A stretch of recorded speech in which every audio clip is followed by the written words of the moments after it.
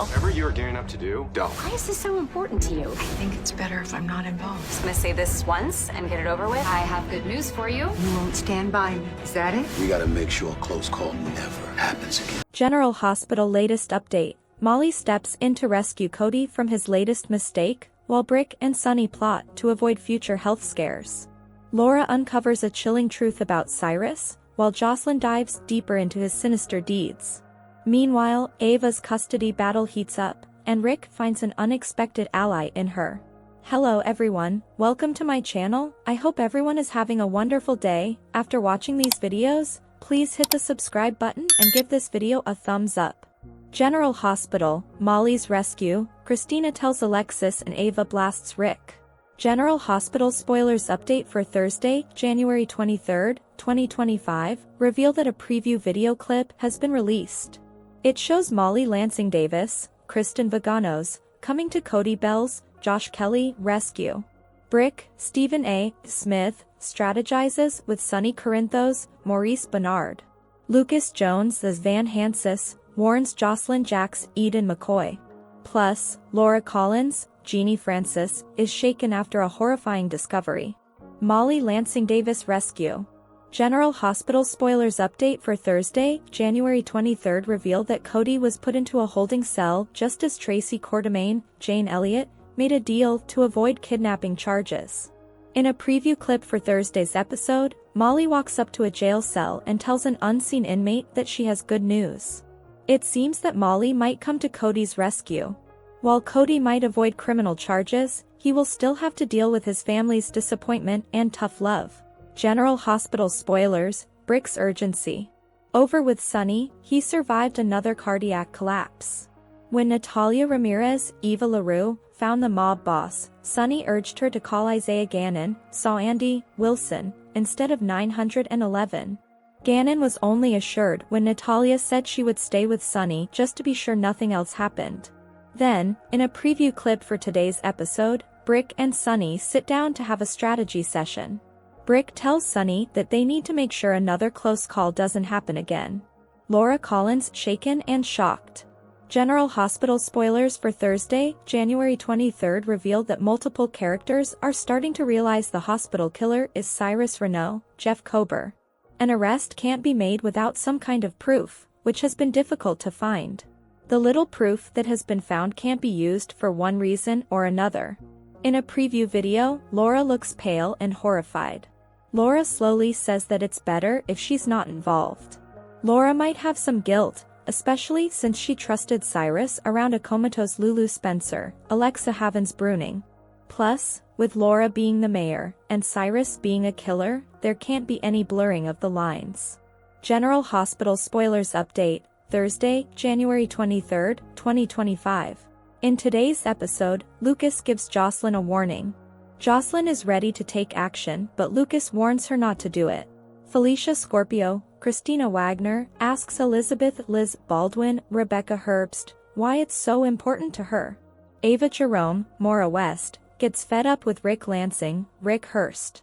Plus, Christina Corinthos Davis, Kate Monsey, tells Alexis Davis, Nancy Legron, that she will say this once and get it over with. Today's next update, Sonny finally agrees to see a doctor, and Laura arranges an important business meeting.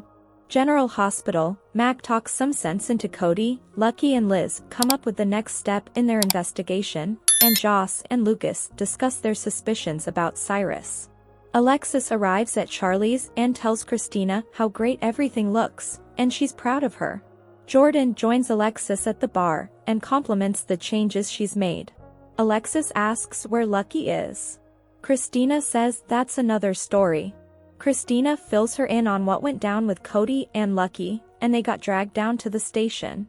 Suddenly, Lucy and Jens arrive, and they all note that Lucy seems fond of him. Alexis explains who he is and that he moved into Windmere. Kristina goes over to take Lucy and Jen's orders, and they order a bottle of champagne. Jens notes Lucy is familiar with Kristina, and jokes she really does know everyone in town. Lucy says that includes the mayor and sends Laura a message on Jen's behalf to talk about his company operating out of Port Charles. He thanks her and asks about the other patrons. Lucy points out Alexis, who Jens has met, and then says next to her is Jordan, the deputy mayor. Back at the bar, Kristina, Jordan and Alexis gossip about Jens and his expensive taste. Eventually, Jordan departs. Jens has to step out to take care of something, returns and explains to Lucy that he needs to cut the evening short, but they should do this again. Jens approaches the bar and thanks Kristina for a lovely evening and heads out. Kristina thinks he seems nice. Alexis says he's peculiar as he thinks Windmere is charming. In the PCPD interrogation room, Liz tends to Lucky's injuries and thinks he shouldn't even be here as Cody started that fight. In the squad room, Felicia speaks to Mac and thinks he should talk with Cody. Mac notes Molly is with him, and he's not sure what good he will be at getting through to him. This is his second drunken bar fight. Mac is worried about Cody, but Felicia points out Cody's father had a wild side too. Mac says he didn't listen to his dad either. Back in the interrogation room, Liz brings up that Cody is apparently a pretty good card player, so maybe Lucky should smooth things over and challenge him to a game. Liz steers the conversation to their case. Molly visits Cody in lockup and says the owner of Charlie's only wants him to pay for damages. Cody thinks Lucky should have to pay too. Molly tells him that he threw the punches, and Lucky just tried to hold him down. Cody tells her to throw the book at him, but she again says her sister won't press charges if he pays for the damages. Cody has no money, so he guesses he's stuck here, not that it matters. Mac appears and asks, who says it doesn't matter. Molly explains Cody wants to be left in here and leaves to let them speak. Cody apologizes, saying he had a bad night, but Mac notes this is the second bad night and wonders if there is something they need to address. Cody promises he's done with the booze and bars, and he's sorry he let him down. Mac says he is in a spiral and seems to be intent on trashing his life, so why? Cody says he's had a lot of things in his life blow up recently, and when things are going well for him, he trashes them. He calls it a pattern. Mac says he didn't have a family then, but now he does. Cody doesn't get why he, Maxie and the others even talk to him. Mac says he's family and they can't be pushed away. Cody says he'll apologize to Maxie, Kristina and Spinelli, and says he isn't good at talking, so thank you. Mac says he did a good job tonight talking to him and decides to leave him here to think about things.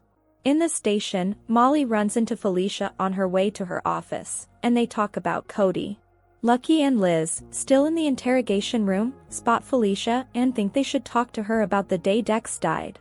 In the squad room, Felicia relays to Lucky and Liz what she told Joss about the day Dex was stabbed. She wonders why this is important to them. Lucky says if Cyrus stabbed Dex, he may have done other things to other people. Liz asks if Felicia has run into Cyrus at the hospital. Felicia says she saw him only a few times, and the patients loved him, but he's been banned and she doesn't know why. Later, Felicia is alone when Molly returns and tells an officer that Cody can be released in the morning. Felicia approaches Molly and says Mac hasn't come back yet, and she thought he was arranging for Cody's release. Molly says Cody is spending the night in the drunk tank to learn a lesson. Felicia hopes there won't be a third time, but having seen her mom go through this over and over with Kristina, Molly says there is always a next time for people like Cody. Liz and Lucky gather their things from the interrogation room, and Lucky feels their next step should be interviewing the staff at Turning Woods and checking their records to find out if anyone Cyrus visited died of a heart attack. Liz thinks the staff won't talk to him, given the scene he caused when Lulu went missing. He suggests he shut up and let her do all the talking. Liz thinks that will work just fine. Ava visits Laura in her office to talk about the upcoming custody hearing and Laura testifying for her. Unfortunately, Laura explains that with Lulu and Lucky back in town, and both of them having a fondness for Sunny, she now has a conflict of interest. She can't help Ava, and hopes she and Sunny can work out their differences. Jordan arrives after Ava departs and tells Laura about the city's newest resident, Jens Sidwell. They recognize the name as the man who held Lucky and Isaiah hostage, and he must assume they have nothing on him to be going around town using his real name. Laura makes some calls, and there are no warrants out for Jens, and Interpol only has him tagged as a person of interest. Just then, Laura gets Lucy's message about meeting with the CEO of SRE Worldwide, Jens Sidwell. Jordan thinks they could use Lucy to meet with Mr. Sidwell, and Laura agrees. Jens is on his way back to Spoon Island when he gets a call from Laura. She understands he wants to meet with her and suggests they set up a meeting for tomorrow. He agrees. More, Cyrus' next victim could be Drew?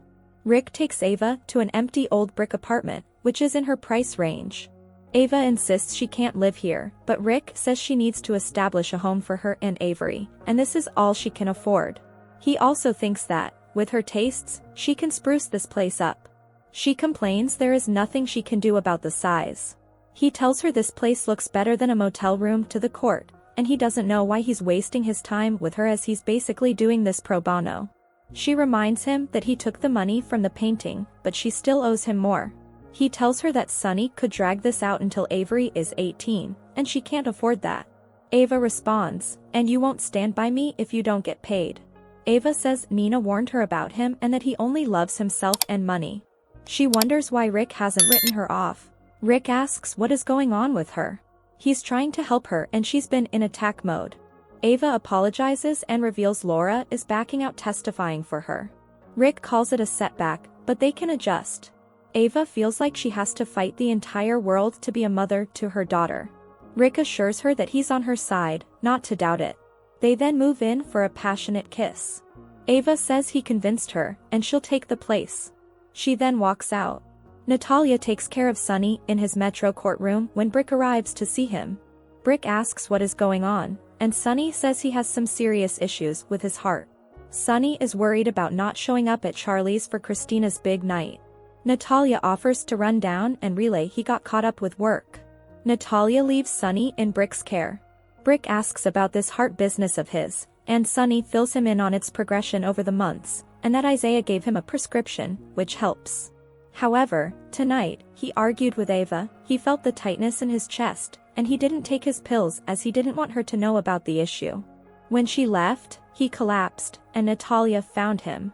Brick says they need to make sure something like this never happens again. Brick makes Sonny an appointment with the best cardiologist in the country who is in Los Angeles. They can't let anyone, especially the 5 families, find out about his condition. Back at Charlie's, Alexis joins Lucy to talk about Jens. Natalia arrives and tells Kristina that everything looks great. Kristina asks about her dad. Natalia says she was with him, and they were talking about deception business when Brick came by, and they had other business to deal with. She left them to come here and see the place, and she really likes this new low-key acoustic vibe. Kristina can't wait for her dad to see it, and she doesn't know what she'd do without him. After Natalia leaves, Alexis heads back to the bar to talk with Kristina. Kristina tells her that her dad got caught up in business and couldn't come by. Alexis tries to get more info out of Kristina about her father's part in all of this. Irked, Kristina tells her mother that dad sold it to her, they have a contract, and a payment plan is in place, and it's all above board and legit. She also says dad was right, and this work was exactly what she needed. However, she's worried about dad as there is a new date for Avery's custody case. She vows to do whatever it takes to keep Avery from Ava. Lucy saunters up to the bar to brag about making another commission renting a place to Ava. She quickly apologizes, noting Ava is likely the last person Kristina wants to hear about. Natalia returns to Sonny's room. He didn't expect her to return, but she made a promise to take care of him and she will keep it. Brick explains he made an appointment with a doctor out in LA for Sonny, and Sonny says he needs to come up with a cover excuse to travel there. Natalia says they'll come up with a reason. Brick leaves them to brainstorm. Sonny lets Natalia know she doesn't have to do anything more than she has. Natalia says he needs to learn to say thank you when people offer him help. Sonny thanks her. At Carly's place, Lucas jokes with Joss about her makeover by Donna and Avery. Joss said it was a good distraction from her screw-up. She basically told Cyrus she was onto him as the person who stabbed Dex. She notes Lucas doesn't seem surprised. Lucas says Lucky and Liz have a theory, which he'll tell her if she stays out of it. She can't promise that, joking it's a genetic thing. Lucas tells Joss their theory that Cyrus is killing the patients at General Hospital. They haven't gone to Anna as they need proof and have none. Joss says if Cyrus is killing people rather than comforting them, then there has to be a way to tie him to all these murders and she's going to find it. Lucas wants her to stay away from this mess. She says she will, adding, "What can I do, really?" Thanks for watching this videos. Please hit the subscribe button for more updated news.